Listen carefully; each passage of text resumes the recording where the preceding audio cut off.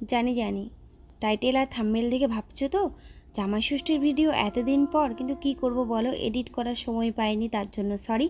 আর চলে গেছিলাম বাপের বাড়ি, সেখানে সকালের টিফিন ছিল আমাদের ডিম টোস্ট। কারণ কোনো জামাইরাই লুচি তরকারি খেতে একদম রাজি নয়, কারণ প্রচুর গরম। আর এই যে চলছে কাটাকাটি, আর মা করছে রান্না। এ দেখো ইলিশ মাছ, তো শাক ভাজা, বেগুন ভাজা, এগুলো সব বসে দিয়েছে, মা রান্না করছে। আর ক্যামেরার সামনে আসতে ভীষণই লজ্জা পাচ্ছে, একটু মিচকি হেসেও দিল।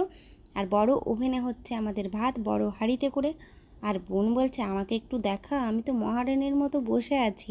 না না গাইজ, একদমই এরকম না, ও কাজ করেছে, তারপরে ক্লান্ত হয়ে গেছে বাচ্চাটি গরমে, তাই বসে পড়েছে। আর এখানে হচ্ছে খাসির মাংস, তো খাসির মাংস নিয়ে চলে এসছে। আর মা করছে ছোট গ্যাসে ব্রয়লার মাংস, কারণ অনেকে খাসি মাংস খায় না, তার জন্য। তো এই যে মা দেখো বড় ওভেনে খাসির মাংস বসিয়েও দিয়েছে। মা সেদিন একার হাতে সব রান্না বান্না করেছে।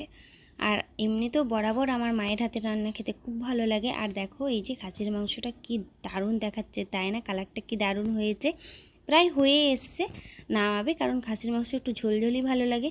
আর এই যে দেখো মা, জামাইরা চলে এসছে। গরমে দেখো জামাইদের অবস্থা, 12 মুন্ডা পরা জামাই, সব জামাই ষষ্ঠীতে জামাইরা 12 মুন্ডা পরে রয়েছে। আর এই যে রাত্রেবেলায় হয়েছিল বিরিয়ানি, ভাই বানিয়েছিল।